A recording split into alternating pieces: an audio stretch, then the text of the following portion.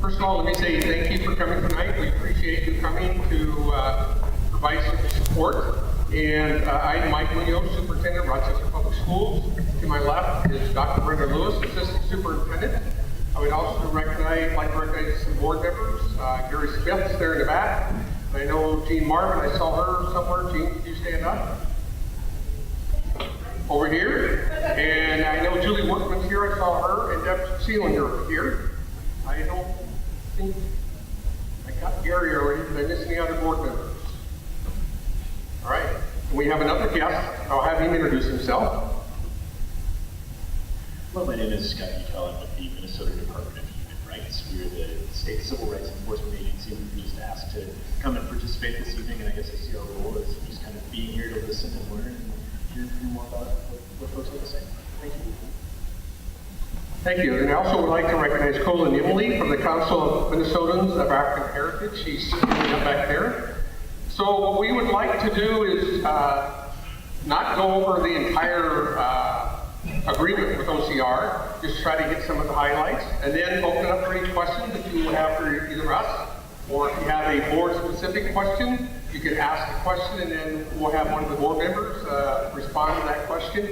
We do have an individual that will be walking around with a microphone, so we just ask that you raise your hand, and they will come and provide you to use the mic. We need you to use the mic because this is being recorded, and so we can pick up your voice. You need to use one of the microphones, and so just raise your hand. We'll try to acknowledge you. We'll get a microphone to you right away. Okay? I'm going to have Dr. Lewis start off.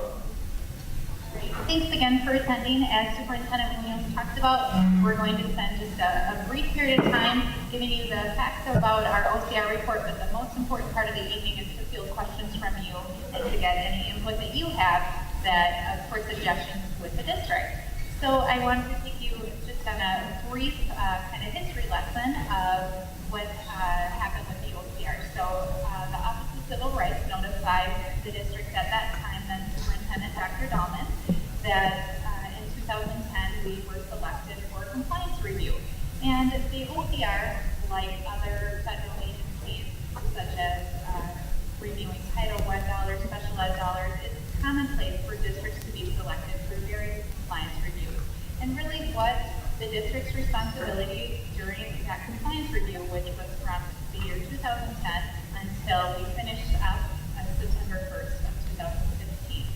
So during that 5-year time frame, our responsibility was really to be providing all of the information that the OCR was seeking. So they were seeking information about our policies and procedures. They were seeking information about our disciplinary referrals. They were seeking to speak with administrators and other stakeholders in our district. And during that time, they also came and visited our district twice. And they were gathering information. They would come back to us and say, we need a little bit more information here, we need a little bit more information there. And then in 2015, once the OCR had all of the information that they need and had gathered, that was the time that we joined with them to really talk about our agreement.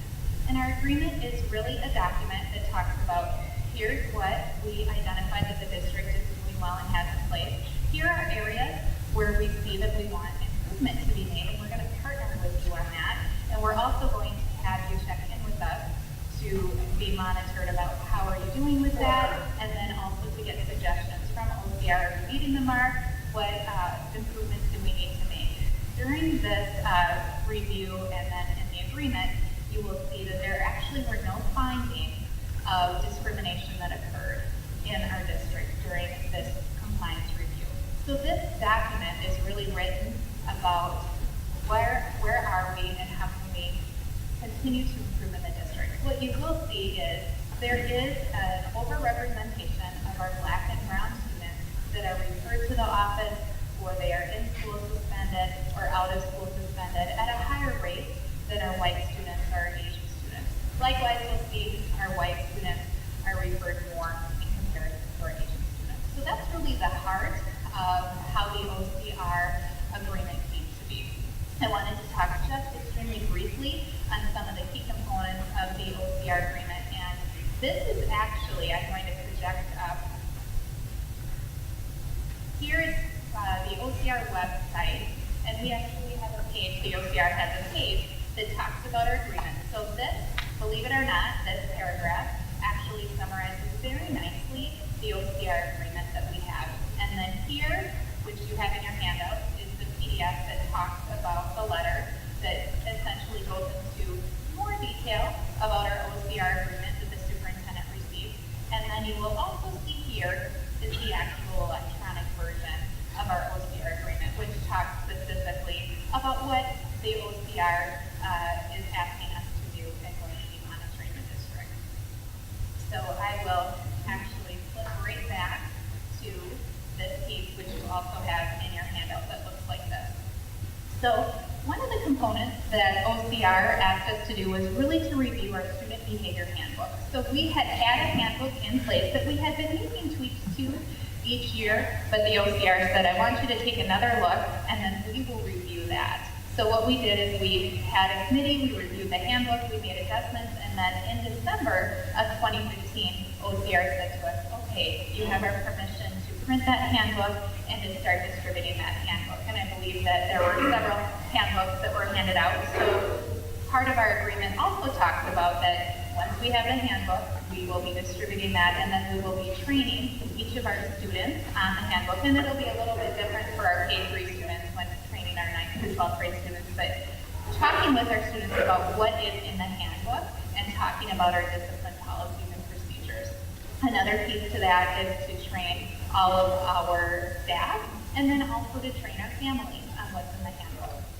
Another key component of the OCR agreement is talking about our positive behavior intervention support system, PBIS, and that's a way to set our students up for success, to teach them what the expectations are, and to talk with them about maybe when expectations aren't met, to reteach and to practice that. It also gives further tiers of support for students that need more support than just the basic tiers that PBIS have. And many of you that are parents, probably PBIS isn't a new term for you. We have PBIS in all of our schools. We had started with some schools prior to others, but at this time is in all of our sites. And that was something that the OCR really emphasized with us, is that we're doing good work with PBIS and to continue that good work with the enhancement. Along with that is a team at each site, our PBIS team, and their charge is to really look at all of the referrals and all of the suspensions in school and out of school at the site, and to determine where do we have discrepancies, where do we have overrepresentation, do we have more Black students being referred, do we have more brown students being suspended, are we seeing that the bulk of our discipline referrals at the secondary level are perhaps during passing time? What are we going to do about that? Are we seeing that we have a higher number of referrals occurring in elementary during recess? Okay, what are strategies about that? Are we seeing what types of behavior? Is it for defiance? Is it for physical aggression? So really delving in deeply to see that. Another component of that is to really look at those referrals. So do we see maybe there's 2 students that have 5 referrals and it's the 3rd week of school? Okay, we need to work individually with that student, with the family. What supports can we have? Because currently what we're doing, we need to tweak that to set the student up for better success. So that's really a major component with the PBIS that we have. Another key component in our agreement is the designation of a discipline supervisor. And I'm going to scan the audience and ask Afolabi Renshaway to stand up. Afolabi was hired into our district in July, and he is our discipline supervisor. He is also our principal on special assignment, and his charge is multifold. So he is, first and foremost, a resource for all of our families. If they feel that their children have been disciplined unfairly, call Afolabi, email Afolabi, talk with them. His job is to really look into each situation, to work with the family, to work with school staff to come to a resolution about it, and also to promote that success. So, okay, here's where we are. What are we going to do to resolve this and not to be right back here? So he is really a support there for our students and families. Another portion of his job is really with the equity work. So his job is to work with our staff on an individual basis, on a large group basis, small group basis, to work with professional development and how can we strengthen our practices. So those are just a few components that Afolabi does in his position. Another component of our OCR agreement was talking about our student school board. Our student school board has actually been in place for several years in Rochester Public Schools, and it's really important. OCR saw the strength of that group and said, keep getting that input from the students. Talk to them, ask them, what suggestions do they have? Do they have suggestions on the policies and procedures? What are their ideas? What are they seeing happening in their schools? So they're really our direct voice, and that's actually a monthly meeting. It has several students of multiple grade levels, and it's actually with the superintendent, with Lobby, and with board members as well. So that's a great conduit that we already had in place that we're just continuing to strengthen. Another component of our agreement is our role and responsibilities with respect to police liaison officers. Rochester has had a partnership with police liaisons in our schools dating back to the early 90s. And really the role of police liaison officers is to come in, to have a relationship with students, to be mentors, to foster really a positive relationship. Now, there are times when we do have potential crimes that potentially occur either at district events, during our school day, on district property, and then the police receive a referral from a school staff member, which all referrals also go to Lobby so that he can review every single referral to law enforcement, and then all of our referrals to law enforcement are also reported to OCR. And then the police investigate that if needed from a police standpoint, and the school district investigates from a discipline standpoint, or the facts to get behind the situation that happened. The police do not weigh in at all on consequences for students for the school. Same thing, school staff do not weigh in at all with respect to if we think charges should be filed or any of that. It's very separate, and we've developed an agreement with Rochester Police Department that OCR has been supportive of and reviewed, and so we have that finalized agreement. We've also provided training to our school staff and to our police liaisons and many others in the police department, really on what those roles and responsibilities are. These are just a very few of the items that our OCR agreement covers, but we wanted to devote much of this time this evening to getting your questions answered. So we could go on and on, but wanted to leave time for that. Just a couple of things before we open up. I do want to clarify. I think there's some belief out there that the district wasn't aware of the data until the OCR gave their report. That is not true. We do look at our data on a regular basis, and as Dr. Lewis mentioned, we've, at least since I've been here, we've made adjustments to PBIS every year to try to make it better. And we even, I think last year, hired a district person to oversee that and to support the sites. That's one thing we've done. I think this is our third version of our discipline handbook. Every year we've tried to make it better. So I just want to make it perfectly clear that we are well aware of the situation, and we have been doing things to try to address it. I don't want you to think that we never look at the data and all of a sudden OCR gives us a report and, oh wow, it's a surprise, because we have been aware of it and we have been working on those. I do want to also say one more thing, that there was a comment, I think it might have been in the local paper, about why they didn't hear about it until November. As Dr. Lewis mentioned, back in 2010, the district received a letter from OCR, as she mentioned, that they're going to be doing a review. It wasn't until September that the final agreement with OCR was done. We weren't required to take it to the board and present it publicly. We had to get the signature of the board president, but we chose to present it to the board on September 8th, I do believe, September 1st, excuse me. And even before that, we sent out a media release to all of our media, just like we do on other things, that here's the OCR report, here's a summary of it, and unfortunately, if I recall, I think Taylor, who's the education person for PB, did do a little story kind of in the middle of the paper, and then another reporter in November brought it to the front page. So I do want to let you know that the district did make the effort to make the public aware of it.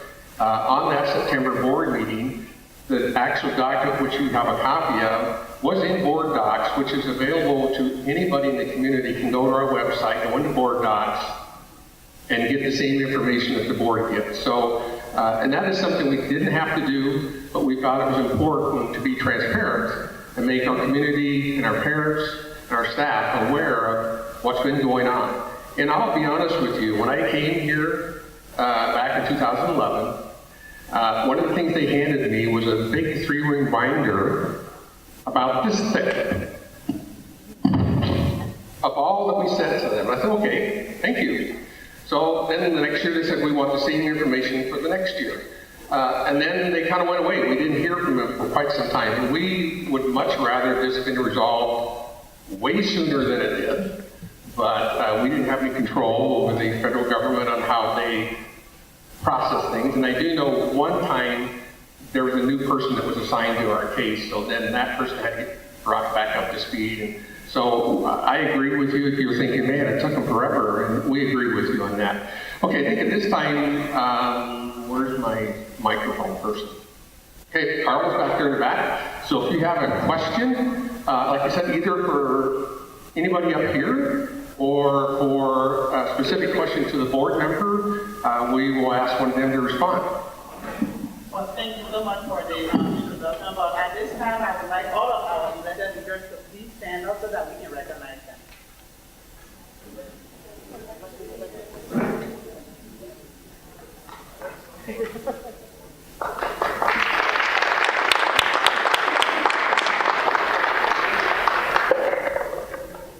Thank you so much for being here, and then we'll give the democracy to everybody who wants to ask a question.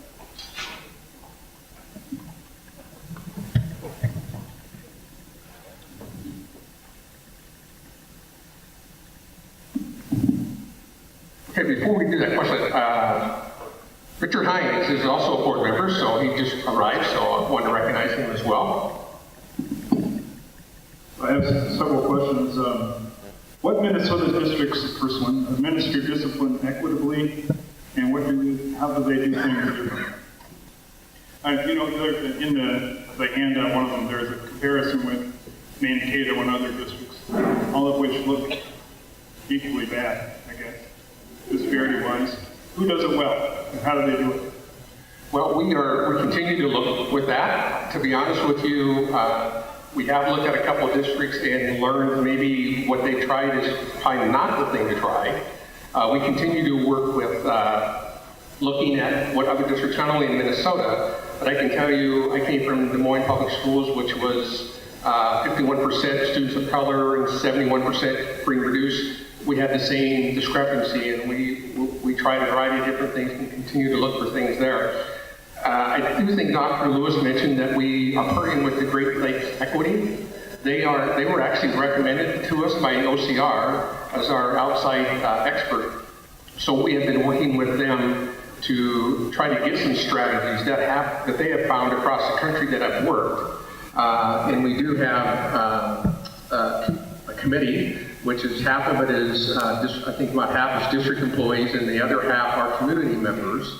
And they went through a 1.5-day training with Great Lakes Equity, and they plan to come back and continue to do some training. So we're relying on them from assistance for some strategies that have worked as well. Other question? So in an effort, as you talked about transparency and perhaps the information didn't get out as timely or promptly or efficiently in the past, I'm wondering what your communication plan, what are your efforts for transparency in the future in communicating the results of these interventions, so the PBIS, booth liaisons, and all these different things that you're doing. Do you have a measurement plan or a results plan? How do you plan to communicate that and get that information out more promptly and efficiently to those? And you can see that there are a lot of people who are very interested in what is happening here. Yeah, I can tell you some of the things that we plan to do. The first thing is if you followed our referendum efforts, we set up a separate website for that. We plan on doing the same thing for this. where we will provide information and updates, and then also provide a place for people to submit questions, and then we will respond to those questions and post those questions, because what we found is that one person asked the question, there's others in the community that may have the same question. So that's one thing that we plan to do. As I mentioned earlier, the small group that's working with the Great Lakes Equity, they spend a day and a half training, and then when they come back, their next charge is they're going to start developing strategies. But what we hope to do is what we gather from this group and other groups and other meetings we have, give all of that information to this committee, and they will be developing strategies and measurements for those strategies. But we do have some that we will currently use, and those will be posted on the website as well. As we do input sessions like tonight, as well as input sessions to come with our staff, with community stakeholders, we need to identify what are the resources that we need, and we need to work to build our budget to reflect what those resource needs are. So it's one thing to talk about these pieces, to get the input and ideas, but then how do we bring them to reality? Some of them cost nothing, some of them cost money, so we need to work on as well that aspect.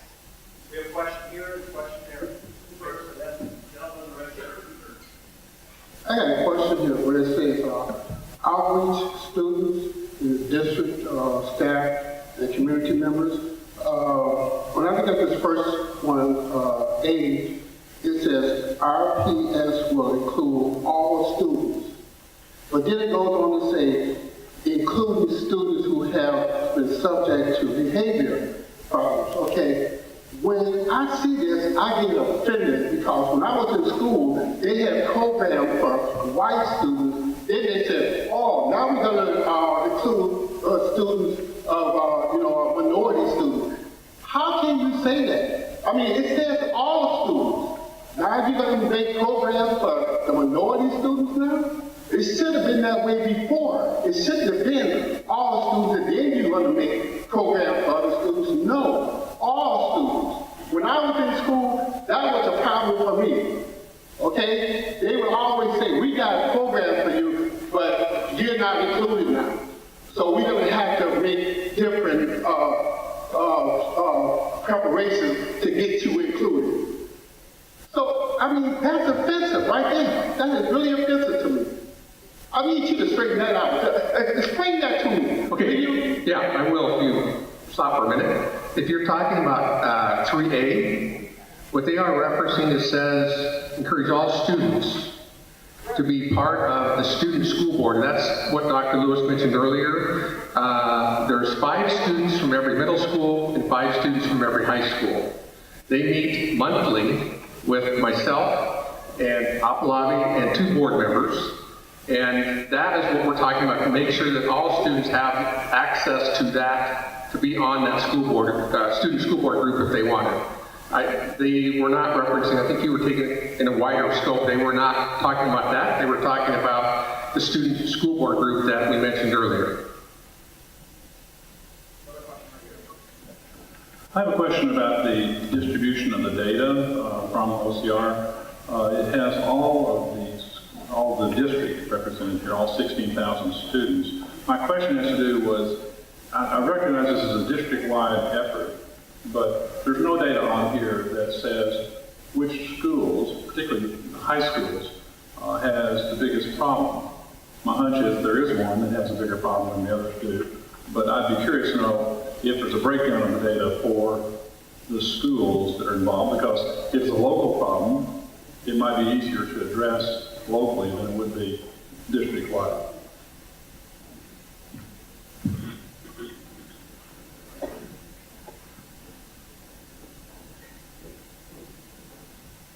Yes, we do have it by building, and one of the things that Apalabi's doing is sitting down with the leadership teams at each site, going over their specific data. So we do have it broke down by site.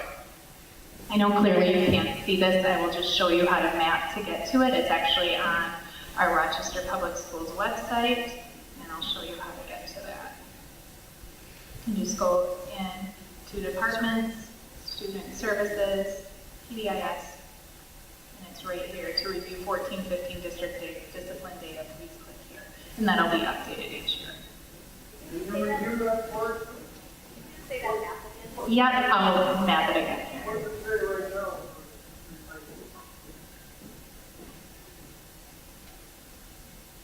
Okay, so you just go to the district website, departments, student services, positive behavior interventions and supports, and then right here to review 14-15 district discipline data, please click here. And then it's here. Would you please repeat what it says now about the high school? Okay, the question was, can you please talk about what the figures are for the 3 high schools? So this is broken down by century total. We have 125 by John Marshall. We have 96, Mayo High School, 91.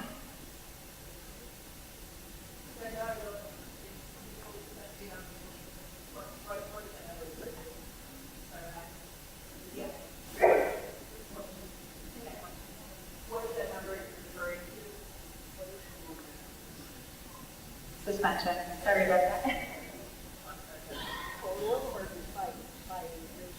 It's also broken down by racial groups here, but I didn't want to drill down to all those numbers here, large group. But again, you can get that information. If you have questions too, you can also email me and I can give you that information too.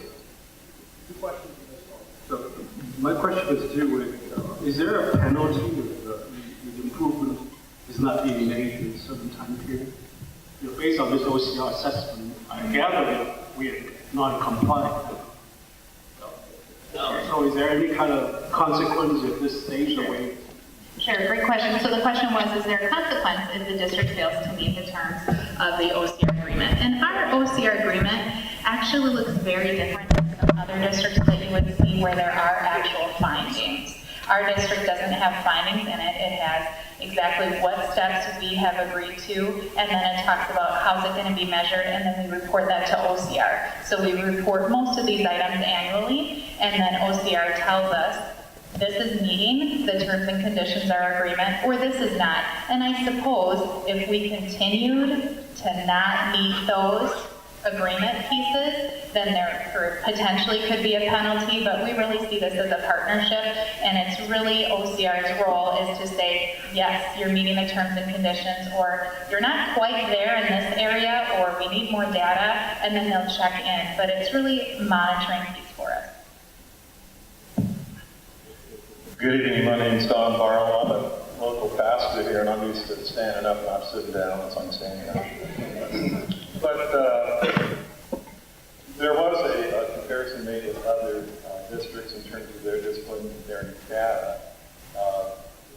Do the reference districts share the same discipline policies that Rochester Public Schools? Or is it the same policies? Are we comparing apples to apples? And you weren't at the meeting, so I just want to tell you that was just to inform the board that it's not just a Rochester Public Schools isolated issue. No, we did not look to see what their policies were. It was just to send a message, and we were very clear to the board, and you can watch the replay of the board meeting, that this was just to show you that it's not just a Rochester Public Schools. It's pretty much any district across the country that has a diverse student population, but that is not an excuse. We still believe it's a concern and we have to address it. That was the only purpose. But no, we did not compare their policies to our policies. So it really isn't a fair statement to even suggest that because other districts are experiencing similar things, that they're not necessarily any worse or they're not necessarily any better. That's true. Had we made that statement, but we did not make that statement. It's actually a multi-part question. So, thank you. I'd like to take a moment to address that too. I think one important message that we need to take a look at here is, regardless of what's happening in other places, and we should be very clear that these findings aren't just in Minnesota, they're in districts around the country. It doesn't really matter. We need to deal with the issue that we have here at hand in Rochester we're a community that generally takes the lead on things. We don't usually wait for other communities to get their issues in order.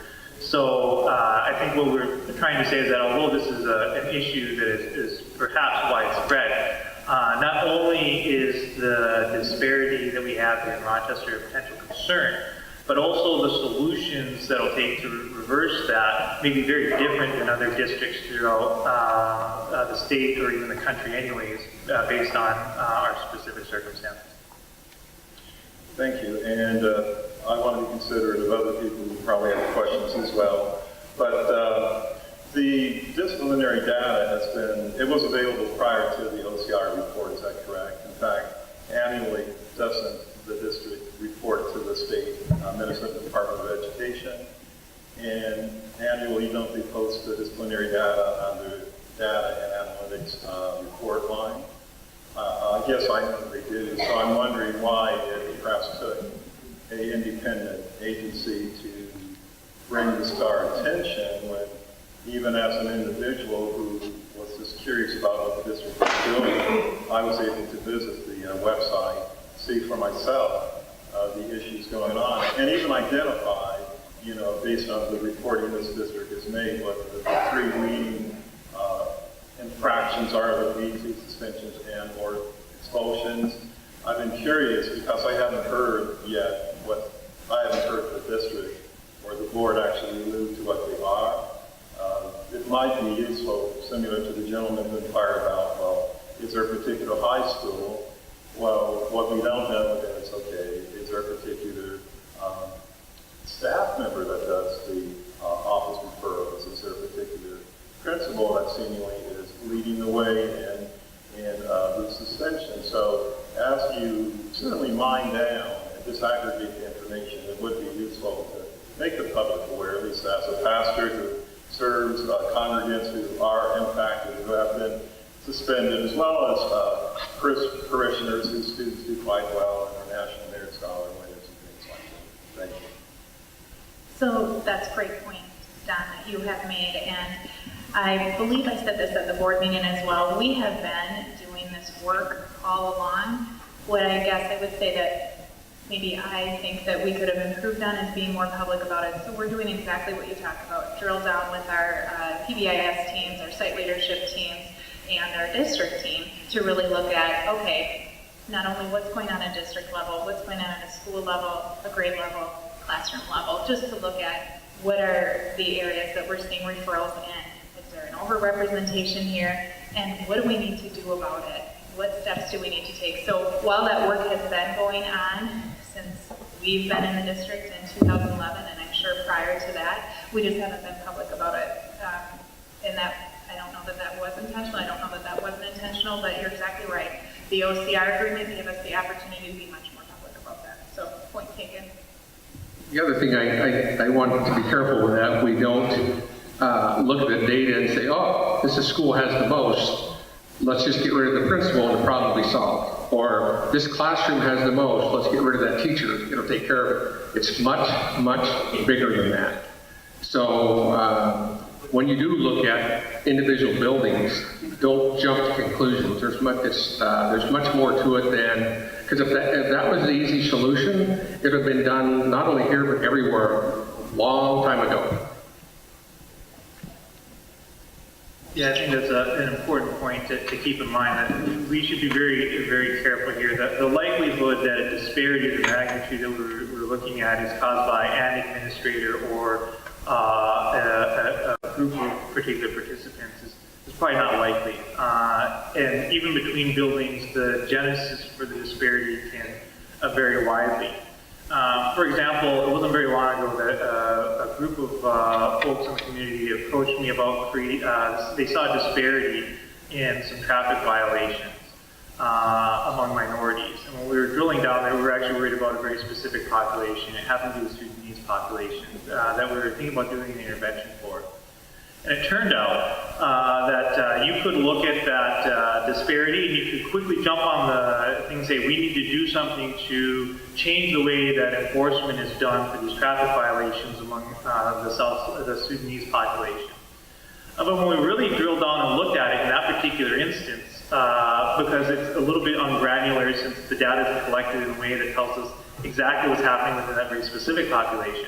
It turns out that, at least at the time, I can't speak to present day this year, but driving exams weren't offered in the dialect for people from South Sudan and their student schools.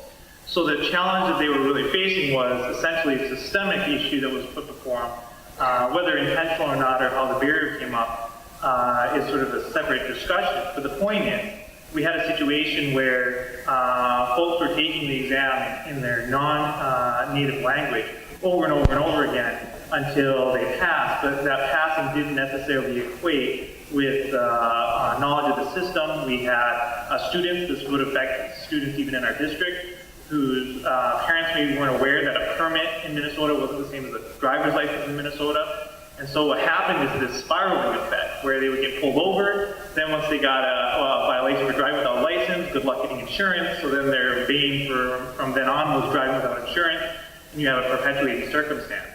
It would have been very easy early on to say, well, it's something, the main problem is law enforcement, enforcement of the law, but in actuality, we had a real systemic issue that needed addressing, and at that time, we're looking at creating a student-use driving school, because it turned out that not only was the exam not offered in appropriate dialect, but then there were no instructors that were native student speakers. Unfortunately, that group, I think, continued to pursue that endeavor, but it would have helped take care of that problem. Those are the sorts of things that may vary. So the discrepancies, when you break it down from building to building, the solution for one building could be very different from the solution from another building. What Mr. Munoz is trying to articulate for you is the solution in one classroom may be very different from the solution in another classroom. That's the point. 4 questions. Not all for me, but I do have several things. First of all, Mike. Okay, get you on. I had a concern with the opinion in the paper. I was very uncomfortable with things as reported that were mind-blowing, that were, this type of thing. There were several of them in there. But that doesn't help at all when you're trying to find out the cause of a problem. I think you have to look at it and look at the real world. First of all, the police immediately brought in this. Look, everybody, whether you like it or not, the bottom line is you have teachers that I've seen and superintendents and everybody else working hard to try and work hard with the students they are dealt. That's the first thing. But I'd like to know, first question, how much detail and information was acquired about the demography of the students and their families? Actually, nothing about families, just about the students, so it would be age, race, grade level. Well, how do we get at cause? Sorry, also special ed status. I'm sorry. Well, I don't know all the high story names. I just know that how do you find out what the difficulties are when you only address the school itself and the students in it, and of course, good old police. I think an important, critical, perhaps maybe the most major issue in this whole thing is what's going on at home. Okay? And I'll guarantee you a lot of people, thank you, but a lot of people are going to sit anyway if they hadn't said a word. I mean, we really have to get real. I am not a big PC kind of guy, okay? I'm just a plain old doctor. But I know when I deal with people, the only things I want to know are the facts, the truth, so I make a diagnosis that's accurate to solve the problem. I'm not really interested in all the sociological baloney, okay? And I don't like finding people blaming and pointing fingers. I want to know what the basics of it are and what's behind it all. There's a lot in it, and probably the most important issue is that. Okay. But again, I want to say again about this business and the opinion thing about this mind-blowing and life and death issue. That doesn't help anything. This is a matter of everyone working together. to find what is best for each given child. Is there a question? The question is, I'll give you a question, why didn't you do it? It's actually, you know, believe it or not, there is a decent question in there to be answered. Not necessarily the one about inflammatory or hyperbolic language. In fact, I'm not the person to answer that because I tend to use a lot. But the truth is, and maybe we have representatives from OCR that can maybe attest to this a little bit more, but from what I've read through the documents, you know, part of this framework that's being used, which is this disparity framework, doesn't require that there are quote-unquote similar situated students to compare against. That is, usually in medicine, we look for that factor that you can simply mitigate. I think that that's something that this district is working hard to figure out. What are those things that we can change? But we need to be clear that this contract that we're binding in, it doesn't matter if we find out what that is. We still have to fix the disparity regardless of finding that similar situated student that isn't in that minority group. So it sort of puts us in an awkward situation. There's one set of responses to answer to make sure that we're in compliance with this. There's a completely separate set of circumstances that we have to do to actually fix the problem. Why didn't you look into the socio-economic and structured families? Because according to OCR, it doesn't matter. That's part of the argument. So the point is, we cannot make the argument, and let me clarify what that means, and we have folks from OCR that can elaborate on this further. But basically, and it's spelled out in the framework, I'll find the exact quoting here in just a little bit. But essentially it says, look, it's no excuse, right, if you can find similarly situated, so I grew up free and reduced lunch, okay? And ironically, for half that time, my parents had filled out the paperwork, so I completely fall off of this stuff, okay? But what they're basically saying is you can't go ahead and pull your minority group and say, look, they're at a higher rate free and reduced lunch because when we find the similarly situated student in the non-minority population, they do just as poorly. That's not considered a relevant response or excuse in this report. And I think that that's actually sort of, the irony is that is actually good as a society, right? We're saying, look, we're going to make sure that everybody has the opportunity to do well. But it does hit an immediate problem in that response. I'll find the exact quoting here before we're done tonight. Well, I'm not from Rochester originally, and I've lived in other places. My daughters are teachers, and I know that it's an important issue to know. And I don't know why you would say that, not you all, but the other judges keep that separately apart. That's the heart and soul of the child. Next question's right here. Then we got a question there and a question right here. All right, my name is Lydia, and I am a mother. I have kids that attend the Rochester Public Schools, and I'm going to speak from an immigrant's perspective on the RPS.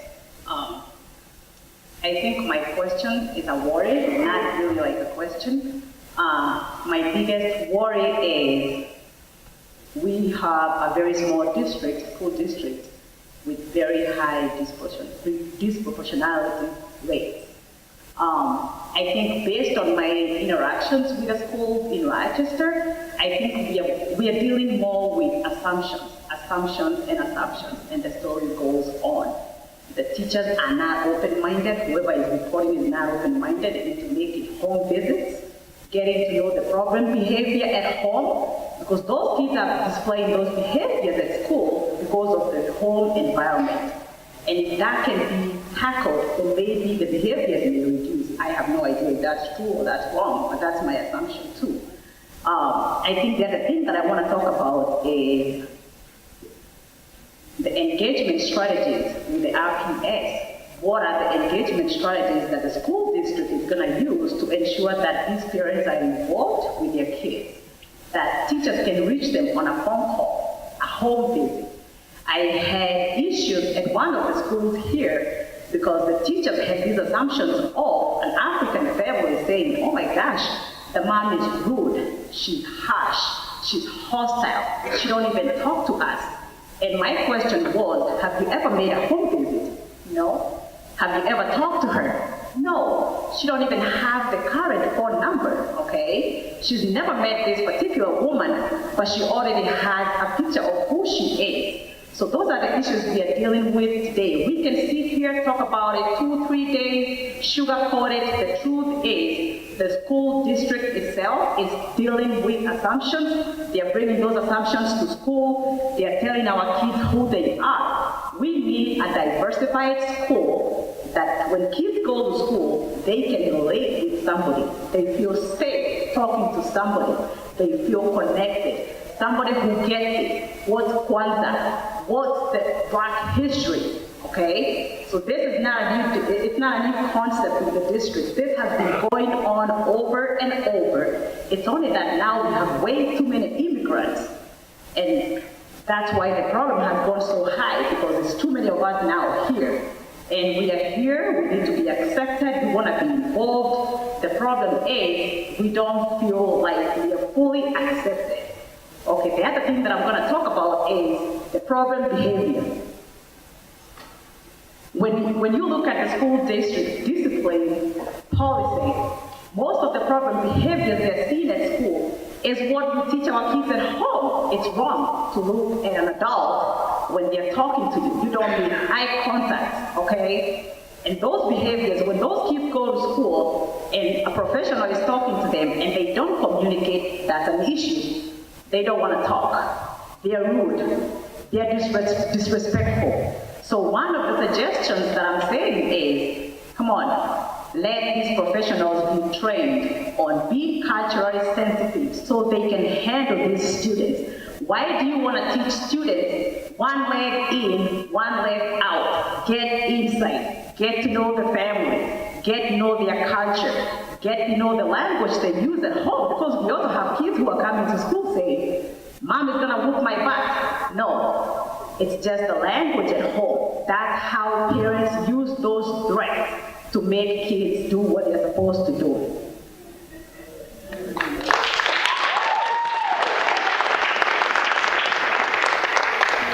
I do want to make it perfectly clear that your one reference of a teacher, that is not our entire staff. I can assure you of that.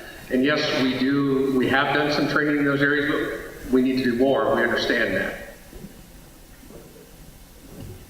I think also the heart of what you're talking about is relationship. Relationships matter, and we need to work with our staff to give them the supports and tools to get to know our students, to get to know our families, and to understand that. So, agree. Another question here, and then up there. Hi, my name is Lisa Ross, and I have 3 children that are biracial in the school system with Willow Creek and Mayo High School. So we need to take a step back and think about this for a second. We keep talking about high school. Where does it really start? We're talking about high school. No, we're not. My kids are dealing with racially charged issues at Willow Creek that the staff is not taking appropriate action in right now, and I've been waiting for a follow-up for 3 weeks from their meeting that they canceled. I need to speak with someone of team when you're looking at your revisions of your student handbook of how a team that I can go to. Because if there's staff that are busy dealing with these discipline areas, they don't have time to talk to me on a daily basis. And it's frustrating because I know that you're trying to make revisions, and I respect that. However, we've got to take a look at it as a whole. What are these issues that some of these kids are having? My kids being of race mixed are being called names at school. Then do they turn around and hit somebody? Now they're suspended. Why? We need to have some reason or repercussion of why staff isn't also following up with why these kids are acting this way. So it's not just staff alone. It's why are these kids, and going back to some of the issues. My husband lives in the home, $120,000 income. My kids are being bullied at school. It doesn't matter my background. If my kid hits somebody, they're getting suspended. It doesn't matter. So we go back to household. It's not always just household. What's fueling the fight for some of these kids? They're battling other things other than just at home. Thank you. Yeah, thank you. And that goes back to what I said earlier. It's not just one thing. If it's just one thing, we can fix it tonight. There's much more to that. I do want to make a comment that made me think of something. I've been in public education over 35 years. And the biggest change I've seen in public education as far as student population is we have more kids coming to our schools with mental health concerns. And this is not just a school issue. I was at a meeting earlier this week where the county talked about this. And we are partnering, we're fortunate to get a grant. We're partnering with the Homestead County, getting more mental health support in the schools. So we know there's a lot of factors that we need to address, and we're doing everything we can, but we know we need to do more. We have like 5 or 6 people waiting to ask questions. Hi, my name is Kamal Wilkins. I'm actually the president of Black Lives Matter Rochester for Justice here in Rochester. For me, I think one of the oddest parts about this entire conversation is that nobody said it yet. That like what we're looking at is a lot of data that shows that we have a district that operates in a racist fashion. Nobody said the word. We said discrimination. We said implicit bias. We said a couple of times it was quoted that there was no findings of discrimination. I think what we're seeing is that we definitely see discrimination going on across the board, from elementary school all the way up to high school. The problem that I have with that is that when you have racism in the school, and it affects a disproportionate number of black people, is that we create a prison school pipeline. And it drops out the bottom for a lot of opportunity for other kids to be successful. We know when they're suspended that they're less likely to return to school, they're less likely to finish school, they're less likely to go to higher education. And I don't feel like we're addressing that as very seriously. From the comments that I've seen, even in the report, some of the language that's used is kind of a cloak and dagger dodging the issue, which is racism in our schools. So what I'd like to see as a father and coach that has a student that's been chased home, called nigger, and I'll say the word too, chased home, and I felt like how that was handled wasn't handled appropriately. There was no communication between me and the school. That they wanted to keep it between the school and the students, and it didn't give us an opportunity to really heal a real problem that we could see. And I know that a lot of people in this room probably have similar stories. And I think that like, I forgot your name, sorry, Lydia, what she was talking about, the connection between the home and the school, is that as I've gone through the school system here, he's been homeschooled the majority of the time, but now that he's in public school, there's a detachment. It's willful. It's something that you almost you don't want to have an attachment. I have friends that have kids that get in trouble, and the parents have no idea that their kid was held down at school, right? Held by physical force at school, in elementary school, and the parents have no idea. So I agree with the sentiment that there has to be some type of connection with the community of parents that are deeply concerned about this.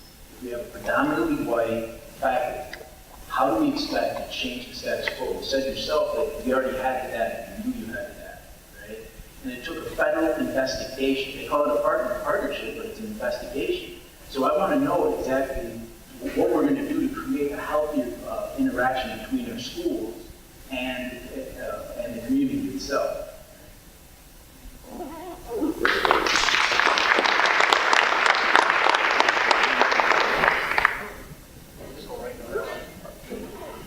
Hello, my name is Sandra Means. Just a question about the lack of information that's online, and how do you connect the people that perhaps do not have the skills to follow your path, and is there a place that they can go so they can better understand how to obtain information? That's one question. The second question is in terms of the disaggregation data. And we have those categories that this might be an OCR question, but those categories are listed as white, black, Asian, Hispanic. Now, in the black category, there are many different subcategories. And do you disaggregate that data to see if there's something you can do to make some corrections or some adjustments, or what is your action plan as you look at all the different subgroups? Secondly, there's this pedagogical learning style, for example. Perhaps I came from an oral tradition, and maybe the way I've been taught until I catch up, I need that oral tradition to continue so I can respond appropriately and learn the lessons that are being taught. The other question I had is about the police. You mentioned this earlier on, Dr. Johnson, that the police liaison, it sounds like their role has changed. Are they the manager or their header? I mean, what specifically have changed? Are they still mentoring and advocating for the students? Are they still a go-to person? So I'd just like to understand that relationship a little bit. Thank you, Sandra. I'll talk first about the police liaison officers. As Dr. Lewis mentioned earlier, there is a clear distinction between if it's suspected violation of breaking the law, then they will investigate and handle that end of it. I believe a more important part of their job in the schools is to start building those relationships with our kids. And that, to me, I think is the major role of a police liaison officer. And I think not only is that going to help within our buildings, it's going to help in our community of Rochester if they can start building those positive relationships with students. So that still is an important part of their responsibility. So as far as Sandra, you talked about how do we reach our parents that aren't necessarily plugged in on the website and aren't reading all that information, correct? So first and foremost, we are currently working with our bilingual staff to translate our information, which will be available on the website, but also in hard copy. But then one of the pieces that we really work with our bilingual staff is making those phone calls and talking at community events. Other pieces that we have is we have folks like Julie Ruzek, Melissa Brandt that work in our district with families where we know they might need that additional support to talk with, and also our district administrators and our teachers, we work with them on getting that information to our families, and sometimes we have to use multiple methods, and that's something that we continue to increase and need to work on, but we are well aware that, yep, the website and Facebook and those pieces that we use hit a portion of our population, but not all of them. Unanswered question? I do want to, before we get to that, I do want to talk about one other thing that came up earlier in somebody else's question about getting more staff that look like our students. And one of the things that I, about a year ago, started working with President Olson from the Winona State University. And he and I came up with a two-phase approach to do that. If you look at our paraprofessional population, they are more representative of our student population than our teachers. So we just past summer started our first cohort where we are going to get our paraprofessionals on a fast track to get a teaching license.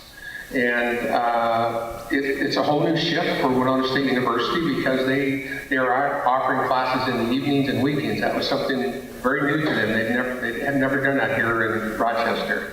But they agreed to do that. And even prior to that, in previous negotiations with that group, we put in the contract with them that when they're doing their student teaching, they will continue to get paid their paraprofessional pay because we knew these people couldn't not work and get an income to student teach. So these paras that are going through that program, while they're doing their student teaching in our district, they'll continue to get their paraprofessional income as well.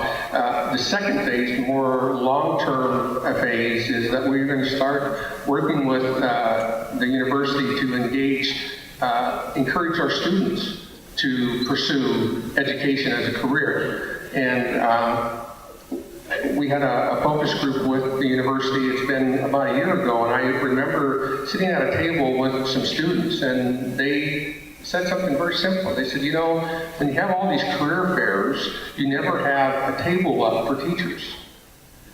And I thought, wow, we don't. We bring in doctors, firemen, police, we bring everybody else in to tell the kids about their career, but we've never encouraged them to pursue education. So we're going to make that change, but it's just something simple like that. But that's kind of the phase two where we're going to try encourage some of our students to think about going into teaching.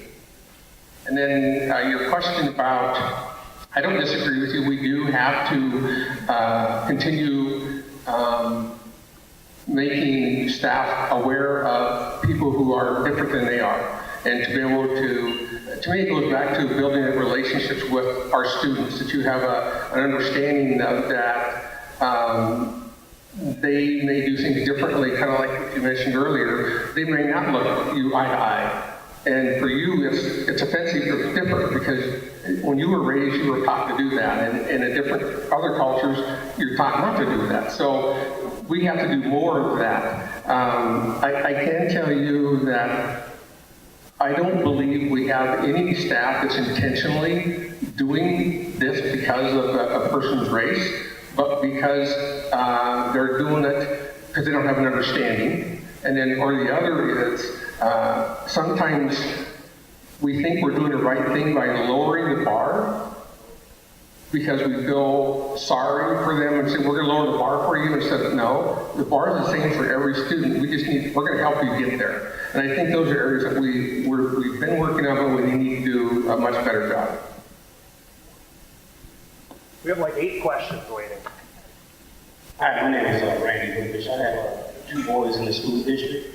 My question is, when you're using, let's say, physical aggression, you have 2 kids that's gotten into it or whatever. Under that physical aggression, racial slurs is right under there too.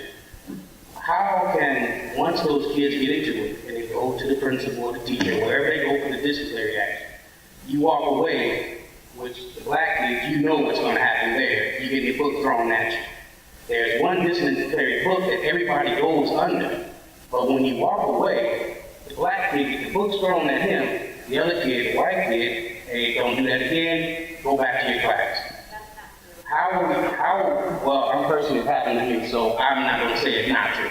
It is true. And we're here because of the report that they came up with the disciplinary action. My kid sat in detention all day, and this kid sat in for lunch on the detention.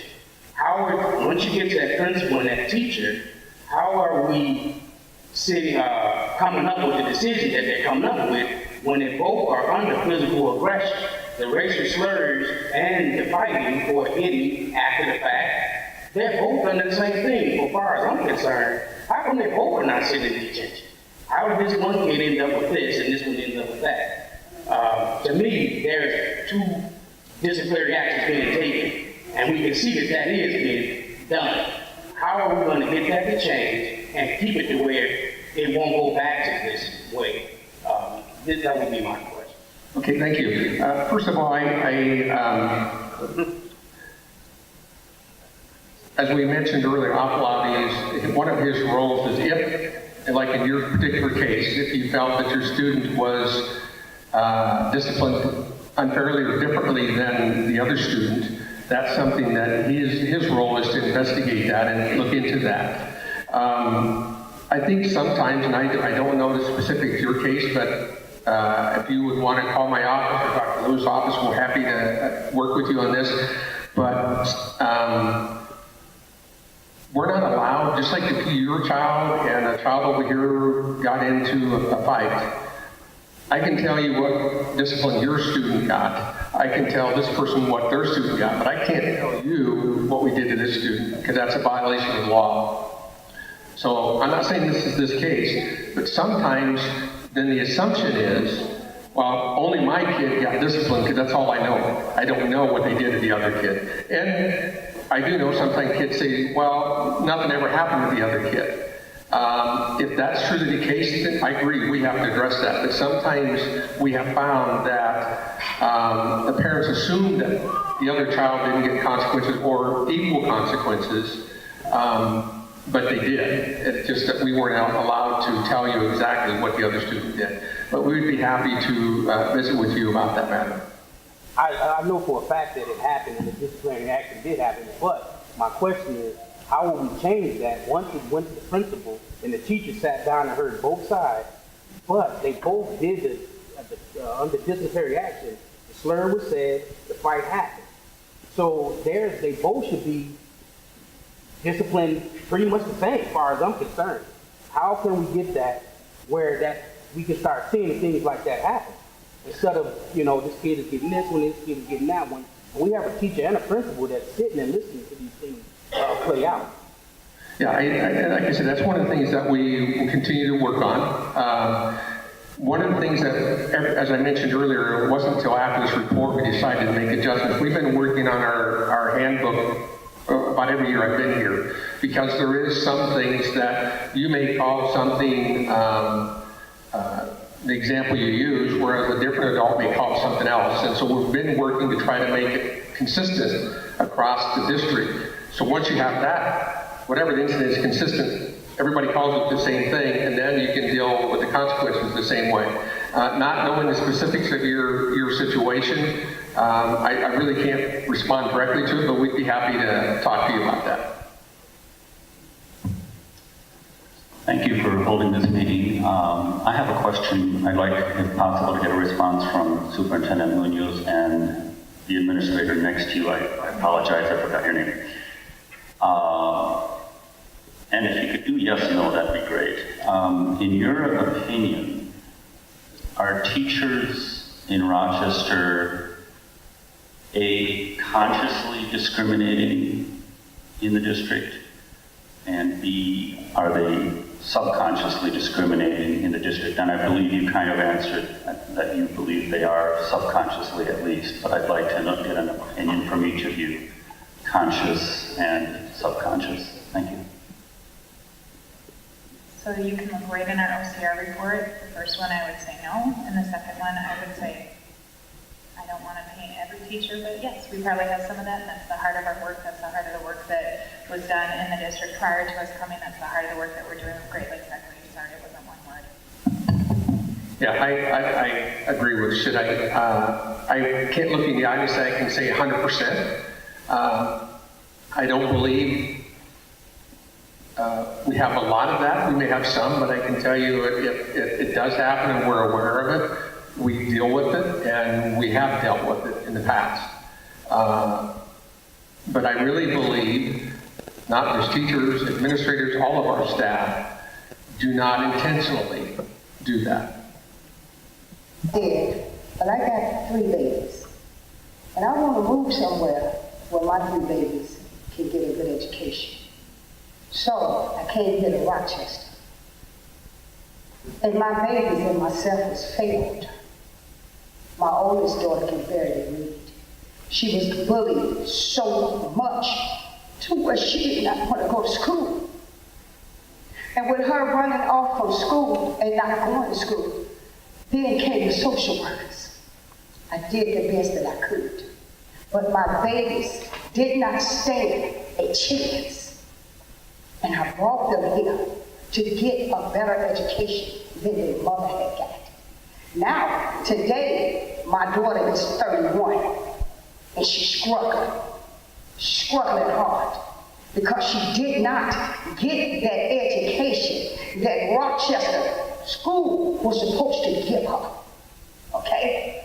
Christmas, she was at the house. She said, Mama, I had to quit my job because I couldn't read what was on the board for me to do, because she didn't get that education. She was bullied in school almost on an everyday basis. And the times that I did make her go, I would walk her to school. I would drive her to school, walk her into the classroom. She would get up, the kids, the white kids, the Somalian children, they would bother her because she couldn't read. They would bother her because of the complexion of her skin. So nowadays, she's 31. Back then, she was 13, 14. Okay? My baby dropped out in the 9th grade because she couldn't get what she needed here. So I run back and forth to the school, talking to the principals, talking to the counselors. Nobody, not one person, stepped up for my child. She got into a fight. She got tired of being bullied. She got into a fight, which I was not in agreement with. But she got into a fight. She was going to Willow. She was just in middle school. And that principal expelled my child. No, not expelled. I think they called it expulsion. My baby was not allowed to enter Rochester school system again. This was almost, she's 31 now, getting ready to turn 32. Something's got to change. These babies need their education. Something's And if they don't have an education, because they constantly getting suspended for whatever reason, you all are the superintendents. You all are the head over the school. Now, got to do better. Our children got to depend on. You know, I understand why they say it takes a village to raise a child. It takes a village. You all are part of that village, and these children are being failed. So please, mine's all grown now, but there's others that's coming up. Please, y'all, let's get it together for these babies. Thank you. I agree with you 100%. Keep it up the best I can. I just would like to address that last thing too. So that's a very challenging situation. And one thing that I just want to be very clear on: this district has worked very hard to try and prevent situations like that from happening. When we make the decision whether somebody gets expelled from school, Mr. Munoz can tell you that the information on that student is scrubbed from those decisions. And you should understand that those decisions are not made independently by the superintendent. The school board participates in those decisions. Furthermore, since Mike has come to our district, one thing that he's been very passionate about doing, and it affects all students in our district, is making sure that they understand if they've chosen to drop out of school, that we are doing the best we can to make this a warm and inviting environment for them. But not just that we're trying to do that, that we want them to do it. And so he started the We Want You Back campaign since he's come here, and that's one step in the right direction. It's a small step. There's many things that need to be done in this district, but we need students to know, especially students that choose to leave our district, that this is a place where we want them to be, where we want them to be able to learn, where we want them to be able to have that opportunity. We got to do more. Yes, I agree. She left school because she could not breathe. She left school because she was being bullied. She left school because no teacher, no counselor, no principal was trying to help her. The principal kicked my baby out at 13. This was years ago, and the things are still going on today. We got to do something. Instead of tap-dancing around it, we got to do something. Thank you. I've heard you talk a lot about staff education, about diversity. And one of the things, I think there is the unbiased. When two kids get into a fight and they walk into the principal's office and they hear both sides, there is that unbiased belief in one child over the other. And I've seen that belief changed by the tapes. So thank you for those. I think the cameras in our high schools are valuable tools for our administration. But what is the plan to educate them? Is there a plan? How are we going to go about getting them culturally competent? Who are we using? What are we using? Do we have a concrete plan to do that? Do we have a timeline? And as a public, are we going to have that information so we know that's actually happening? So the points that you've made are talking about our work with Great Lakes Equity, which is spelled out. I think I gave you a handout that gives an overview of Great Lakes Equity. As Superintendent Munoz talked about, they are coming back to work with our district as far as strategies, other planning and measurements that we have. We also have, as we've talked about, the work that Akalabi does. We've also talked about, we will be bringing in Luis Cruz, Dr. Anthony Muhammad. So there's multiple internal and external experts and professional development that we'll be doing, and how will we be measuring it, exactly what is outlined in here.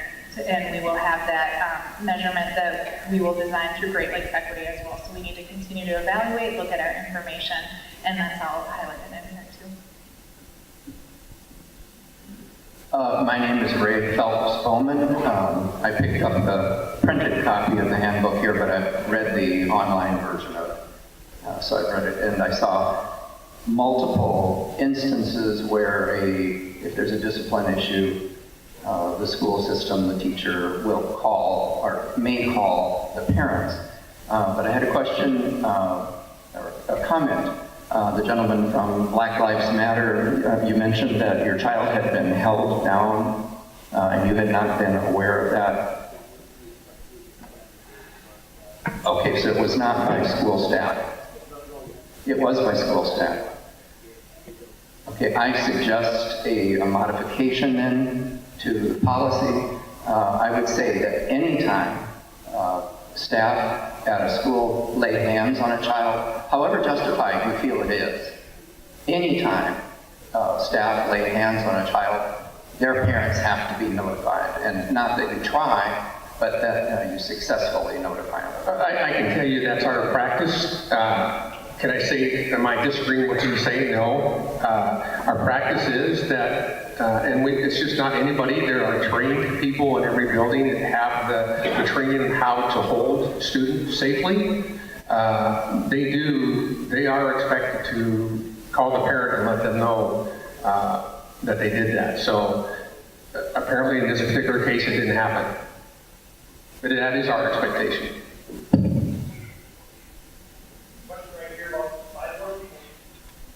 A question. I'm a graduate of John Marshall, lived in town all my life.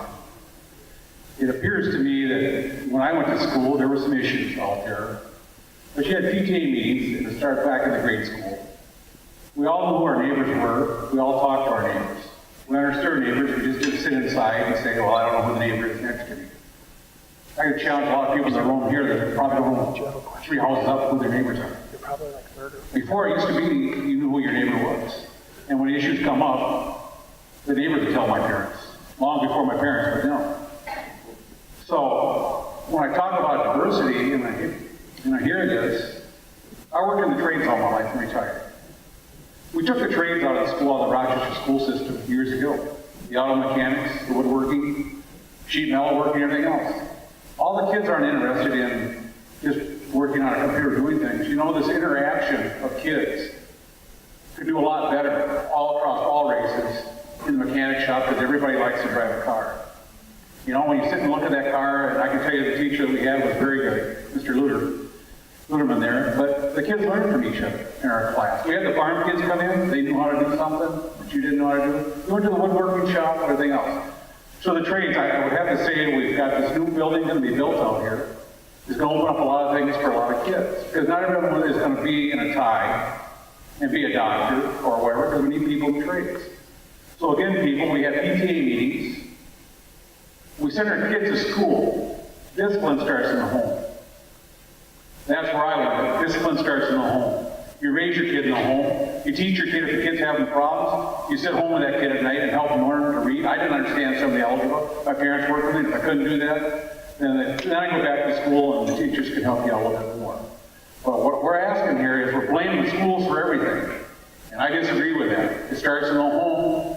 And again, if we get the trades back into our schools that were taken out of our schools that I disagree with, that across everywhere, people who like to work with their hands can teach each other to do something you can learn a little bit. Thank you.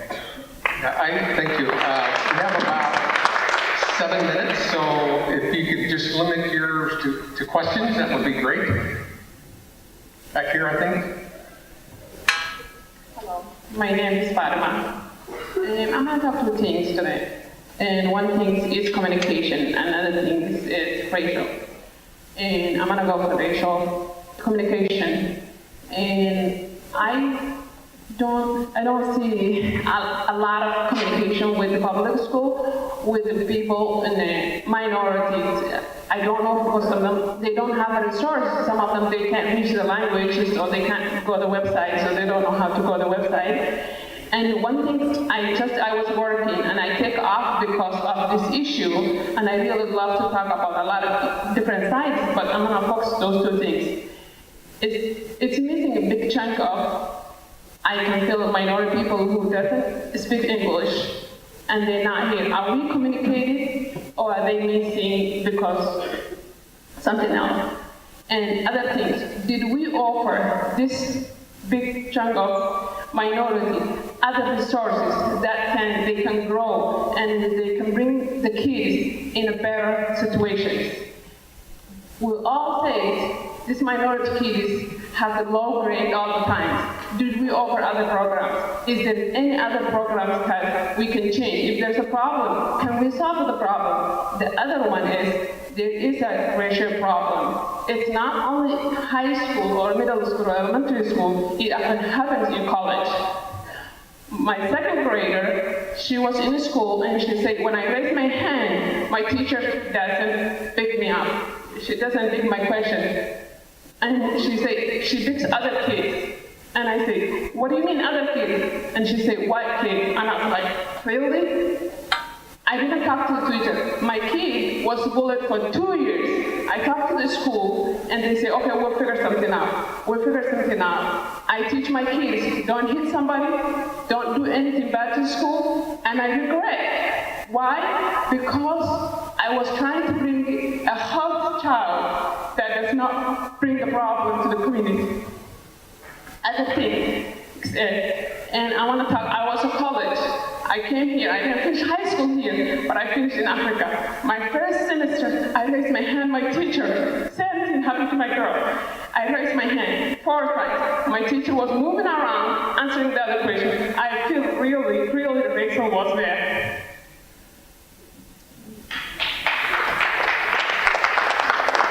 So I think that we talked a little bit about communication. That's something we need to continue evolving. Also partnerships.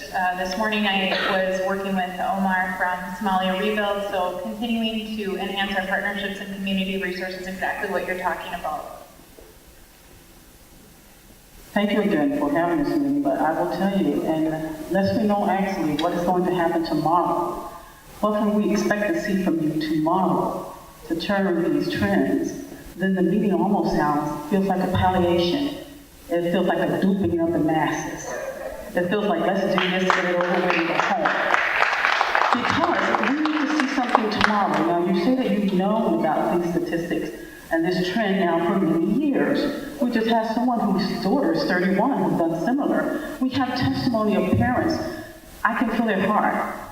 My children are adults now. They've all done extremely well, but I will say they've all gone to private schools, where I can actually go in and talk with someone, and someone will actually hear me.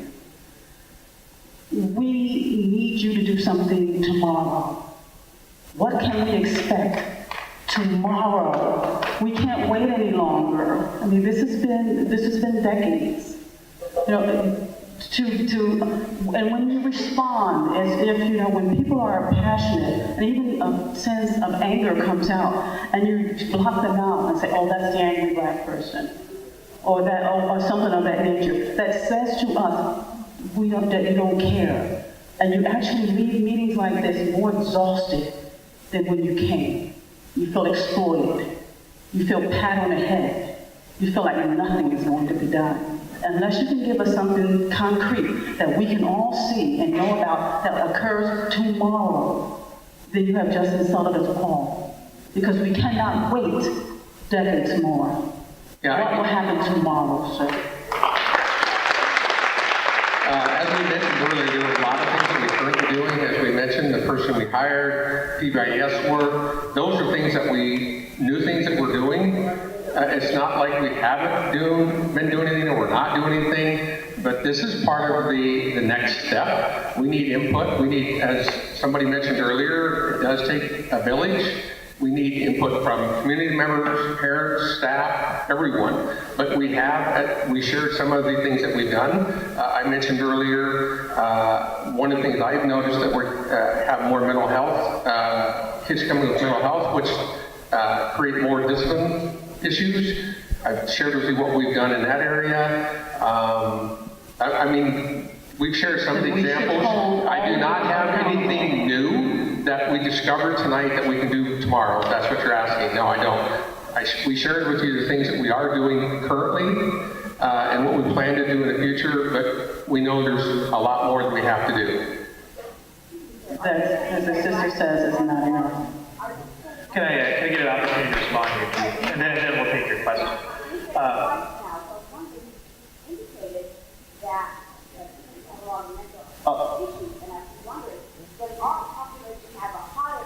I'll give Mike a chance to respond to that in a moment, but first I want to respond to the question that we have at hand.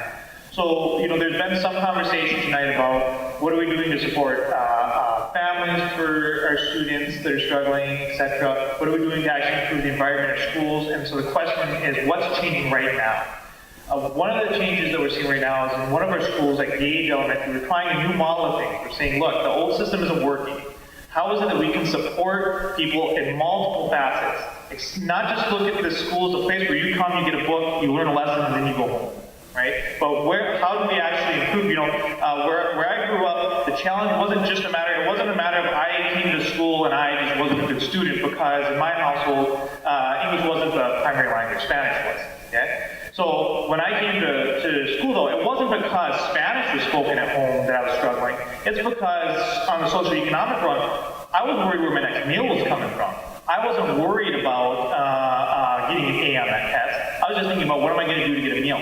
So at schools like Gage, we're implementing models where we improve access to healthcare. So we're looking at implementing a clinic, I think, at Gage. We're trying to even change the way Director O'Neill, I don't know if I saw him here tonight, but he's been an advocate for just making sure that students get breakfast when they come to school. I mean, this is a larger issue than simply changing the way the test is administered, and even beyond simply just changing the minute mindsets of some of our staff. It's a much larger picture. How do you make it so that a parent can actually be involved with their kid's education because they're not taking them out to a medical appointment somewhere else, right? They're taking their care right there. How is it that you can make sure that a kid isn't thinking about his dental condition and his toothache all day? He can actually focus on school. Why? Because he can be seen right there at the same school. Those are the things that we're doing right now. That's starting we're implementing right now on those types of programs.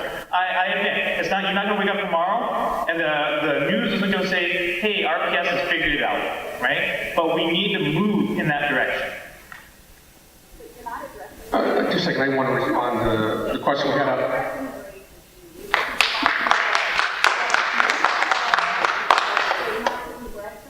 I'm a white person, okay, and this is just sense to me.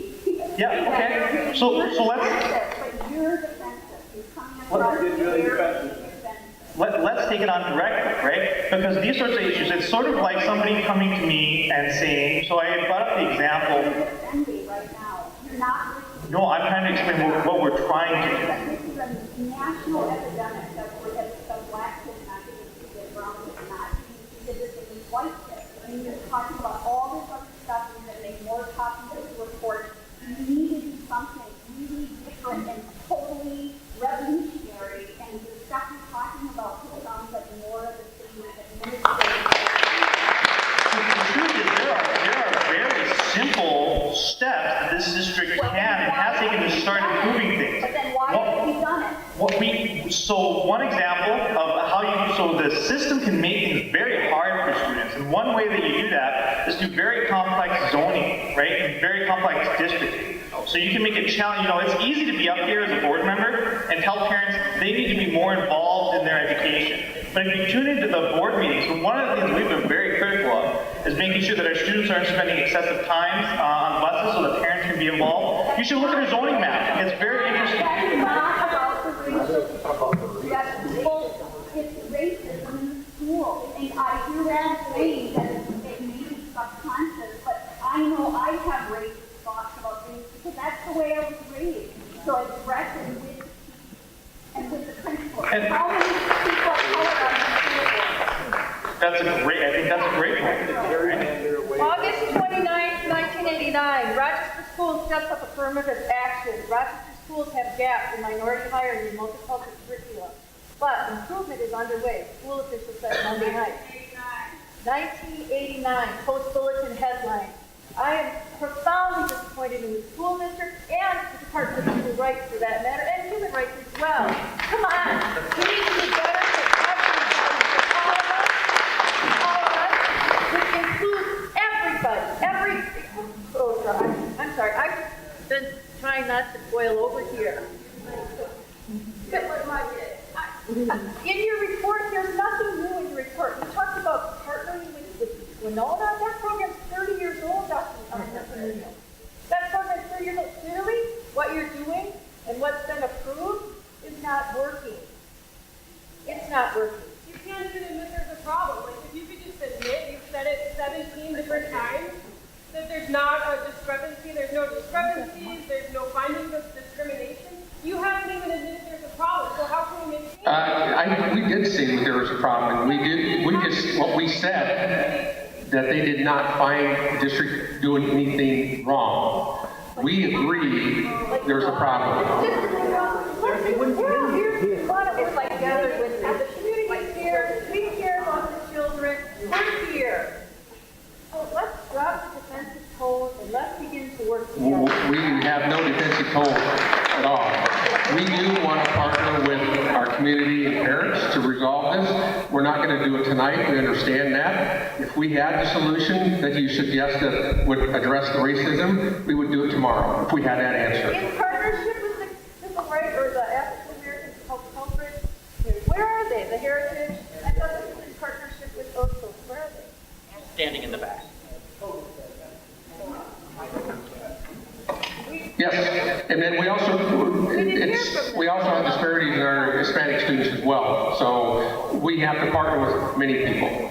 But I thought this was billed as... No, there was a misunderstanding. This is a Rochester Public School event. Some misunderstood that. It was a Rochester Public School event, and that's it. This is only Rochester Public Schools. It's not supposed to be with Colo's organization? I can't hear you, Karen. Here, you can have mine. All right, so thank you so much, everybody, and Gail, for asking that question. This meeting tonight, like I said at the board meeting, Karen read a statement, was organized by the Rochester Office of the Council for Minnesotans of African Heritage because we received requests from the community. Now, I met with Superintendent Munoz on December 15 with two representatives from the NAACP, and he asked for my office to work with him. They invited me to attend the Great Lakes Equity Training. I went. I have now received requests from them to do a community focus group. So this meeting tonight was coordinated by my office and Dr. Lewis offered to provide this space. I was going to use the council chamber at the government center. She said, no, let's use one of the school facilities because our parents are more comfortable coming to the school premises. So that's why we are here tonight. Thank you for asking. I wasn't planning on being on the panel tonight because I didn't want this to be controlled by the community and to be able to facilitate and allow the community to ask questions. That's why I'm not here. The data that we are discussing tonight is not my data. It's the school district. So I think they needed to be available to answer the questions for you. I don't work for the Rochester Public School, so I will not do something on behalf of the Rochester Public School. However, I do work for the state of Minnesota, and I will do something for Minnesotans of African heritage and our community if that becomes available. Thank you. Yeah, thank you. I want to second, thank you for coming. There is just one minor little detail, and this gentleman up here can confirm it because he was at that meeting. I did ask her to do two things. I asked her to be on that group, and she served it and was great, contributed to that group, and she'll continue to be on that group and work with us. And then I asked her to help us recruit parents to come to this meeting. Those are the two things I asked her to do. And then we talked about we can do more in the future. So we do want to partner with them. So thank you for coming, and we will be, the district will be having some additional conversations as well, so we'll make sure we get that publicized.